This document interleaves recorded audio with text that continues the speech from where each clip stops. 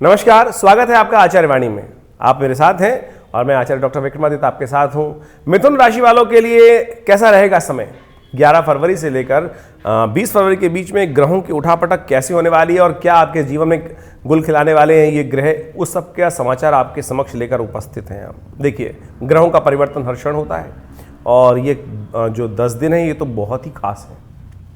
ऐसे ग्रहों का परिवर्तन हो रहा है और बड़ा विचित्र प्रकार से हो रहा है जिनकी चाल आपको समझ लेनी चाहिए। किन्हीं के लिए अच्छा, किन्हीं के लिए खराब, और बड़ा विचित्र प्रकार का योग बनता दिखाई दे रहा है। और उन सब ग्रहों के योगा योग के अनुसार से आपके जीवन में क्या प्रभाव पड़ेगा। देखिए मिथुन राशि वालों, आप बुध प्रधान राशि वाले हो और आपके लिए तो खासतौर पर मैनेजिंग कैपेसिटी बहुत ज़बरदस्त रहती है ऐसे लोगों की। और बुध ग्रह तो विशेष तौर पर इन दिनों जो है वो बड़े विचित्र प्रकार के योग बना रहा है। सूर्य के साथ जिस प्रकार का योग बना हुआ है उनका, और वो कुछ ही दिन रहने वाला है, उसके बाद सूर्य का परिवर्तन होकर आगे चला जाएगा। तो समझें कि चंद्रमा जो है विशेष तौर पर बड़ी क्षणिक जल्दी जल्दी परिवर्तन करता है। 11 तारीख को चंद्रमा जो है वो विशेष तौर पर चल रहे हैं कन्या राशि पर, और कन्या राशि आपके लिए बड़ी शुभ है, आपके लिए अच्छे योग बनाती दिखाई दे रही है, आपकी मैनेजिंग कैपेसिटी को एनहांस करती दिखाई दे रही है, लेकिन द्वंद्वात्मक स्थिति उत्पन्न करती है। द्वंद्वात्मक स्थिति कैसे? हाँ ना इस स्थिति में आपको फंसा सकती है। तो इससे आपको बचने का प्रयास करना चाहिए, क्योंकि राशि और चंद्रमा की स्थिति दोनों ही दुस्वाभाविक ग्रहों में चल रही है। तो इसलिए उस स्थिति से बचने का आपको प्रयास करना चाहिए। पहले दिन विशेष तौर पर 11 तारीख की बात करें, फर्म डिसीजन लेने का प्रयास करें। फर्म डिसीजन लेंगे तो बिल्कुल आपके लिए बताओ अच्छा रहेगा। लेकिन दोपहर को बहुत जल्दी ही 12 बजे के आसपास, पौने 1 बजे करीब हम देखें तो 12:58 पर जो चंद्रमा है वो तुला राशि पे चले जाएंगे और आपके पंचम भाव में चले जाएंगे। चिंता ना करें, ये जो परिवर्तन रहेगा आपके लिए 2 दिन का 3 दिन का बड़ा ही अच्छा रहेगा। यानी 11, 12, 13 ये दिन जो है विशेष तौर पर कोई आपसे ईर्ष्या जो भी रखते होंगे वो भी साफ हो जाएंगे। चिंता मत कीजिए, आप अपनी चाल में, हाथी चलत बाजार में ना, तो इस बात को समझ लीजिए। आप मस्त होकर अपने काम में लगने का प्रयास कीजिए। ये जो विशेष तौर पर आपके लिए बड़ा अच्छा रहेंगे 2-3 दिन, जिसमें आपको आगे बढ़ने के खूब अच्छे योग बनते दिखाई दे रहे हैं। तो मस्त होकर आपको काम करने का प्रयास करना चाहिए। बृहस्पति भी आपके लिए पूरी तरह सपोर्ट में बैठे ही हैं इन दिनों, तो आपके लिए बड़ा अच्छा योग बना सकते हैं। और शनि भी जिस प्रकार से जहाँ योग बना रहे हैं तो भाग्य में लाभ देने की स्थिति उत्पन्न करते दिखाई दे रहे हैं। तो आप धीरे धीरे अपने गंतव्य की तरफ बढ़ने का प्रयास करें। लेकिन समस्या वो है कि जो 15 तारीख को विशेष तौर पर, हम 13 तारीख की बात करें तो 13 तारीख को जब जो सूर्य जो चंद्रमा है वो जो परिवर्तन करेंगे वृश्चिक राशि में चले जाएंगे, ये आपके जीवन में कोई समस्या उत्पन्न कर सकते हैं। वृश्चिक राशि में चंद्रमा जब जाएंगे तो आपके 6ठे भाव में जाएंगे। यहाँ आपके जीवन में थोड़ा कष्ट होने के योग बन सकते हैं। मन को अपने आश्वस्त कंट्रोल करने का आपको प्रयास करना चाहिए कि चंद्रमा की स्थिति ये जो है 2 दिन तक ठीक नहीं रहने वाली। करीब करीब जो है ग्रह 13 फरवरी को रात्रि में 8:32 पर वृश्चिक राशि में जाएंगे और रहेंगे यहाँ पर 14 तारीख की रात को 12 बजे तक। उसके बाद 15 तारीख की सुबह परिवर्तन की तरफ हो जाएंगे। तो आपको विशेष तौर पर बड़ा सावधान रहते हुए इस काम को करने का प्रयास करना चाहिए। 15 तारीख यानी 13, 14, 15 यानी 13 की रात, 14 का पूरा दिन, 15 का पूरा दिन, 16 को जब सुबह अर्ली मॉर्निंग में ये ग्रह परिवर्तन करके आगे जाएगा। तो ये 2-2.25 दिन का समय का जो समय है ये आपको बड़ी सावधानी के साथ निकालने का प्रयास करना चाहिए। स्वास्थ्य का विशेष तौर पर ध्यान रखिएगा। देखिए मौसम परिवर्तित जा रहा है, तो ऐसे में नज़ला, जुकाम, इन सब से बचते हुए रहने का आपको प्रयास करना चाहिए। थोड़ा बहुत इम्यून को स्ट्रॉन्ग करने के लिए आप घर का सेवन करें, घर का सामान अच्छे से खाएं और एकदम सर्दी से बचने का प्रयास कीजिएगा। एकदम क्या होता है, मौसम बदलता है तो उसमें सर्द गर्म होते हुए आपको परेशानी उत्पन्न हो सकती है। तो सावधान रहते हुए काम करने का प्रयास कीजिए। और जो लोग व्यवसाय में हैं, गाड़ी वाड़ी चलाते हैं बहुत ज़्यादा, उनसे भी उनको कहते हैं हम सावधान होकर काम करने का प्रयास कीजिए, क्योंकि जो ग्रहों की स्थिति है वो दिखाती है कहीं ना कहीं थोड़ी बहुत चोट मोट लगने के योग दिखाई देते हैं। देखिए इन सब चीज़ों को समझें। और उसके बाद 14 तारीख को एक मेन परिवर्तन हो रहा है। 14 तारीख को सूर्य परिवर्तन की तरफ जा रहे हैं, संक्रांति है उस दिन, और विशेष तौर पे सूर्य परिवर्तित होकर जहां चल रहे थे वो भाग्य में जिस प्रकार से जाएंगे आपके 9वें भाव में, वहां शनि चल रहे हैं। ये स्थिति ठीक नहीं है। ये आने वाले 1 महीने तक ये स्थिति बनने वाली है। बात तो हम 10 दिन की कर रहे हैं, लेकिन ये स्थिति 1 महीने रहने वाली है। और इस स्थिति में भाग्य में खेल बड़े विचित्र हो सकते हैं। चलो ये तो अच्छी बात है, क्योंकि ये जो अभी शनि महाराज अस्त चल रहे हैं वहाँ पर, तो थोड़े से स्वभाव में कमी है उनके। लेकिन जब जब उदय हो जाएंगे 5 तारीख के बाद, तब वो दुविधाजनक स्थिति उत्पन्न कर सकते हैं, क्योंकि 2 ग्रह परिवर्तन, 14 को सूर्य बदल गए, 15 तारीख को जब शुक्र भी बदल जाएंगे, वो भी चले जाएंगे आपके 10वें भाव में, और वहां ऑलरेडी बृहस्पति चल रहे हैं।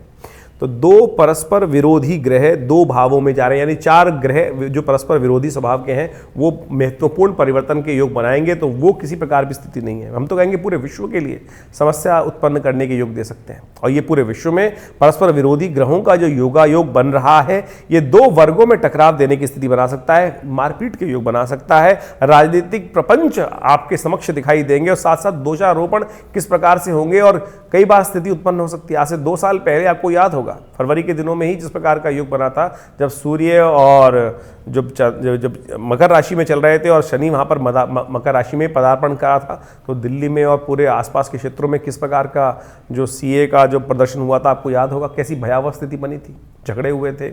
वैसी ही स्थिति अब पुनः बनती दिखाई दे रही है। तो आपको इस वर्ष में जिस प्रकार का योग बन रहा है ये पूरे वर्ष को हिला देगा योग, पूरे वर्ष के लिए सावधान रहने का प्रयास करना चाहिए। खैर ये तो राजनीतिक बात हुई, लेकिन आपको अपने जीवन में भी इस बात ग्रहों का समझना चाहिए। देखिए हमारे जीवन में भी तो ग्रहों का खेल बड़ा विचित्र होता है, तो आपके जीवन में भी, आपके परिवार में, आपके व्यवसाय में परस्पर विरोधी बातें न करने का प्रयास करें। ये ग्रह जो है अंतर्द्वंद उत्पन्न करने के योग देता है, तो अंतर्द्वंद से बचते हुए काम करने का आपको प्रयास करना चाहिए। अच्छा ये रहेगा कि अपने मन को साधने का आप प्रयास करें, अपने मन को साधने का प्रयास करेंगे तो बड़ा अच्छा रहेगा।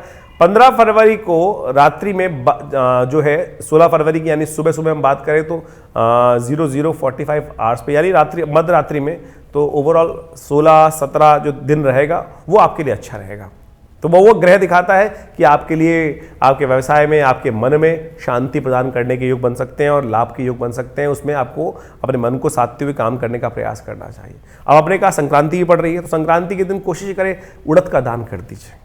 ये बड़ा सुंदर उपाय हम आपको बता रहे हैं। साबुत मूंग का दान कर दीजिए, आपकी राशि से बिल्कुल उड़द या साबुत मूंग का है, चावल के साथ मिलाकर दान करने का प्रयास कीजिए। ये आपके बड़े कष्टों को दूर करने के योग बनाएगा। अपनी सामर्थ्य के अनुसार से 1 मुट्ठी 2 मुट्ठी अपने वजन के बराबर, जैसी भी आपकी सामर्थ्य है उसके अनुसार से आप ये करेंगे तो आपके लिए लाभ के योग बन सकते हैं। तो जो ग्रह दिखाते हैं कि 17 तक तो जो है चंद्रमा जो है वो बड़ा अच्छा रहेगा, लेकिन 17 को मकर राशि में जब जाएगा वहाँ थोड़ा सा फिर ग्राफ को नीचा कर देगा।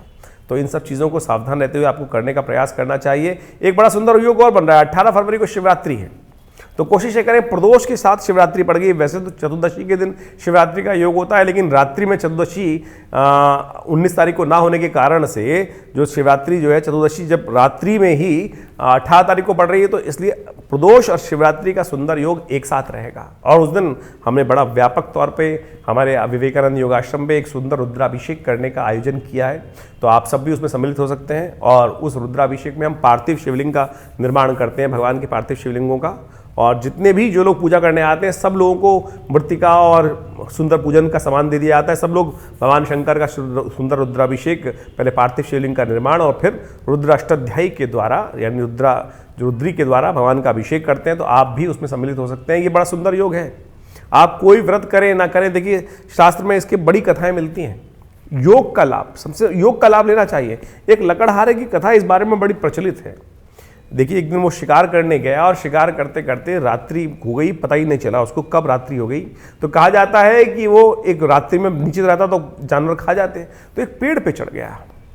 एक पेड़ पे चढ़ गया तो कहा जाता है कि पेड़ पे चढ़ने के बाद रात्रि में उसको पता चला नहीं किसका पेड़ है, तो उस पेड़ पे थे कांटे, और जब जब वो हिलता था तो उसके पत्ते गिरते थे। आप कहेंगे हिलने से पत्ते तो नहीं गिर सकते। देखिए पतझड़ का मौसम है, पतझड़ के मौसम में जब बिल्वपत्र का पेड़ था, और बिल्वपत्र के पत्ते वैसे बड़े टाइट होते हैं, लेकिन वो आराम से, आपने देखा होगा कि सब हवा से झड़ जाते हैं, तो उसके कारण से नीचे बाय देव योग से शिवलिंग भी था। कहा जाता है कि वो भगवान शिव की कृपा प्राप्त हुई सुबह सुबह, जब वो इतने पापी व्यक्ति ने जो था, शिकारी था और वो गलत काम करता था, लेकिन उसको देव योग से शुभ तिथि में, शुभ मुहूर्त में भगवान पर स्वाभाविक तौर पर उसके हिलने से जो पत्ते गिरते थे वो शिव पर अर्पित होते रहे। उसकी वजह से उसको अगले जन्म में कितने पुण्यों के योग बने। तो जब बिना किसी सोच के, विचार के उसने कर्म करने से उसको लाभ प्राप्त हो गया, तो यदि आप विचार करके शुभ कर्म करने का प्रयास करेंगे तो इस कहानी का निष्कर्ष यही है। तो आप सोच समझकर आप शुद्ध स्थिति में रहते हुए भगवान का स्तवन करने का प्रयास करें। ये मुहूर्त बड़ा कल्याणकारी है, तो इसमें ये मुहूर्त का लाभ लेते हुए आप रुद्राभिषेक में सुंदर आयोजन में भाग लेते हुए काम करने का प्रयास कीजिए। देखिए बड़ा सुंदर तिथि है।